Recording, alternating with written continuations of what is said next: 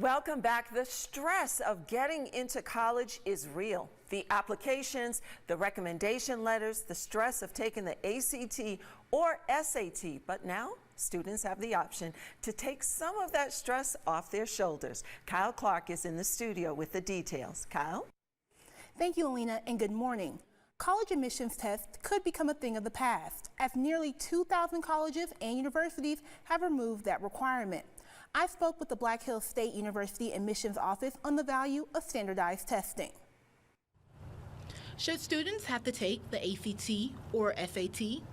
It's a question that has been raised over the years, but didn't become pressing until 2020 when the pandemic closed testing sites across the U.S. In response, the South Dakota Board of Regents changed its admissions guidelines to allow a test-optional format. This means students could choose whether or not to submit their testing scores when applying to one of their 6 universities.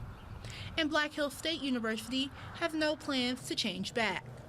A one-time score that a student earns on a Saturday morning, whether they're having a good morning or not, may not always be the best accurate reflection of a student's academic ability. So looking at things like their grades and their GPA all the way through 4 years of high school, it can sometimes be a better measurement.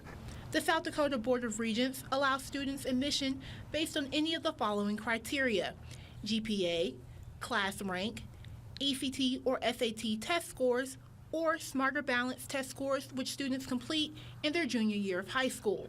While testing scores are no longer a requirement, Janice Minder, VP of Academic Policy and Planning for the South Dakota Board of Regents, still recommends students take the test. The value of the ACT and or SAT really comes around a placement, making sure you're prepared and having a good understanding of where you're at. I also think it's really important for scholarships, because so many scholarships at the merit level require that ACT and or SAT. For the fall 2023 semester, Black Hills State University had an overall enrollment increase for the first time in 9 years with 3,475 total students.